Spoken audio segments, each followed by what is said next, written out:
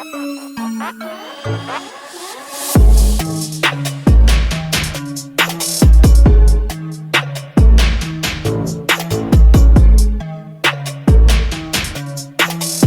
everyone, welcome to Vancouver Canucks. My name is Rev Trev, and today I'm going to be talking about something that I've been wanting to talk about for a while, and it's just come up in Canuck talk lately in regards to potential free agents, and it's, does Vancouver need an enforcer? Now, I've kind of been leaning that we do for a long time. It'd just be nice to have one. Remember the good old days when there were enforcers and you know, there's the main event some every once in a while. I mean, I remember watching Probert and Gino and Ty Domi, and like these were like Donald Brashear. Are you kidding me? Like one of the greatest enforcers that the NHL has seen as well. So Vancouver is very aware and well, and we love our enforcers. But the question is has the game moved on? Has it improved that we no longer need enforcers? And my guess right now is that we actually do.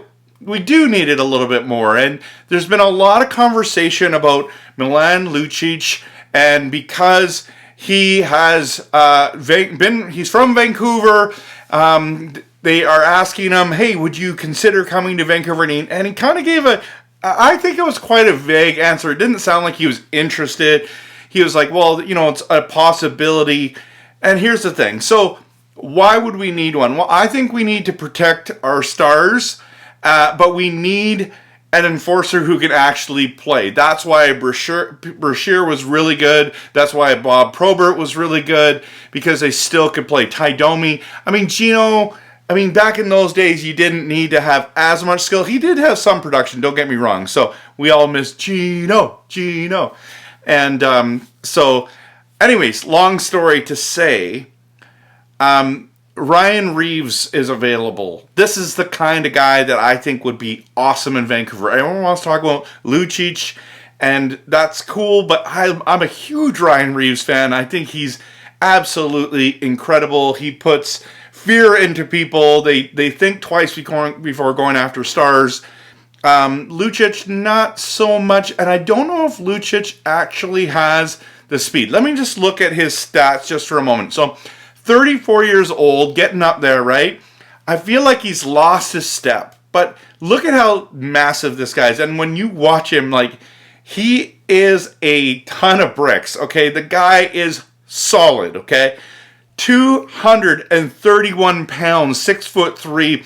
But here's the kicker. His last contract was $6 million. Now, granted, he got in with that Louis Eriksson deal that summer where there was no free agents. That was amazing. Listen, this is craziness if you think about it. $6 million for that many years. I think he had to go for 7 years or so. Wow. Is he, I've heard people say, well, you know, we appreciate having him on our team if we could get him for a base salary or under $1 million. But my question is why would he come to Vancouver, who's missed the playoffs, for under $1 million? He could play probably most places, or some places, maybe is the better way to say it, than play in Vancouver for under $1 million. I think he can get over $1 million somewhere else, but if he was $1 million or 1.1, 1.2, would you be excited to have Lucic? And so I'm a huge Ryan Reaves fan. Let's just talk about Ryan Reaves for a moment. 36 years old, so he's 2 years older, but he's smaller in theory, but I still think he can play the game. He can play hard and physical, and his last contract was only 1.75.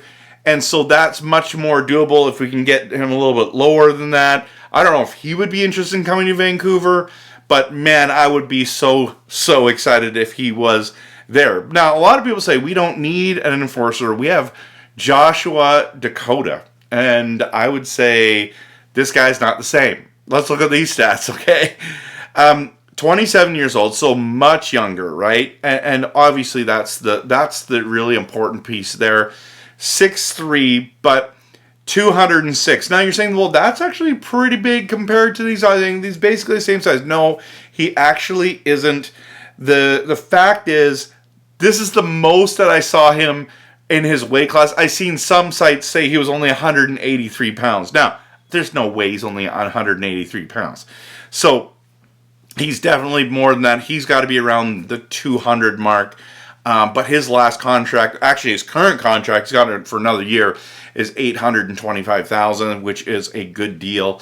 So what do you think? I think a lot of Canucks fans are going to say, well, just keep Dakota. But wouldn't it be awesome if we had Dakota and Reaves and Lucic, depending on what we can get them for?